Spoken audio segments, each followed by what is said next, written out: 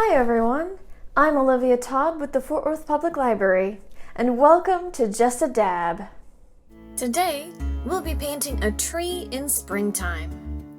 This elementary art video tutorial goes with our Just a Dab art kits, but you can still participate at home if you have a few simple things. The tools we're using for this painting are a sponge, cotton swabs, and a small flat paintbrush. The paint we're using is washable tempera paint. To allow us to get the most out of our paint, I recommend using a flat paint palette or a plastic plate. Only put out a few drops at a time, that way you use only what is needed. That will help make a small amount of paint last us through 8 paintings. Our main paint colors are blue, green, black, yellow, and white. We're going to break this painting down into a few steps today. To get ready, we'll get our sponge wet and then gently squeeze out the extra water. I put a paper towel down in case I dripped some water on the table like I did just now. We're going to do this in layers, and the first layer is the background. We're going to use our damp but not dripping sponge to add blue to the sky and green for the grass. Everything is just blooming again for spring. I'm going to start with the sky and only use a few drops of blue paint at a time. It's kind of a darker blue paint, so only using a little will lighten the effect. I'm smearing the blue paint all over the top 2/3 or so of my painting.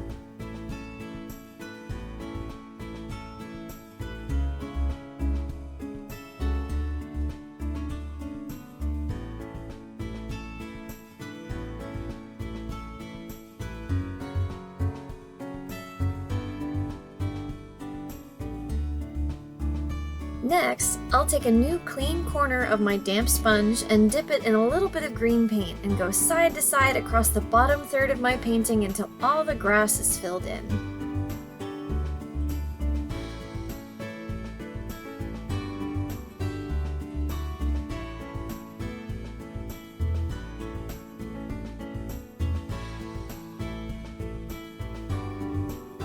Once that's all done, we need to wait for it to dry. While you wait, I recommend reading the picture book Goodbye Winter, Hello Spring by Keenard Pack. It should take about 5 minutes to dry, but if it isn't ready after 5 minutes, set a timer for a few more minutes and come back to it. We're creating something new, and that takes time. Your art is gonna look different from mine, and that's a good thing. That's what makes it original. Our second layer for our painting today is the trunk and branches of the tree. I'm going to use a couple of drops of black paint for this. To make the lines I want, I'm going to start at the base of my tree by the roots in the widest section and pull upwards. I'm going to use the same pulling motion with the small side of my brush. I'm going to release pressure gradually. See how it makes the line smaller? Feel free to practice this on some scratch paper if you want to first.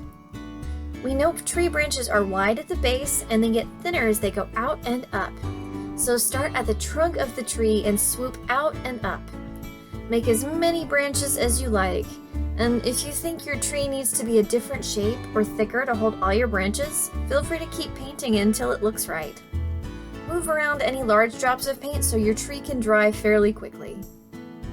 While our tree is drying, let's think about what kind of leaves you want to add. Mine are going to be yellow and green because new leaves can be a kind of pale. I want to add a little bit of white paint to this too because that will help give us some different shades and some light on our tree. I start by getting one of the rubber bands from the kit and bundling my cotton swabs together. I'm going to use 5 cotton swabs, but you can pick a size that works for you. I start by going around the tree and around the branches, and then I'm just going to keep filling it in, going right over the top. I'm going to keep adding layers of yellow, green, and white until my tree looks right. You can twist and turn your cotton swabs to get different clusters of leaves. Now I'm layering right over the top of my branches, but you can still see them peeking through since black is such a strong color.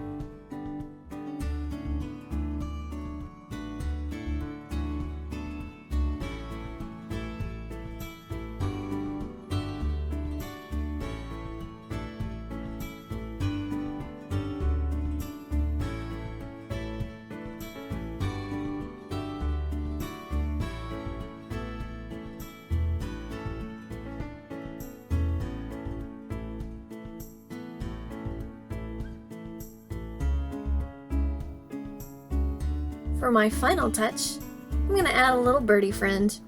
I'm going to use the big side of my brush in a swoop to add the wing, and then I'm going to fill in his little body. Don't worry if yours does not look like mine. It's art, and there's no one right way to do it. And add a little shadow here. All done. Thanks for joining me today. Don't forget to wash out your brush, palette, and sponge and let them dry so they're ready for next time.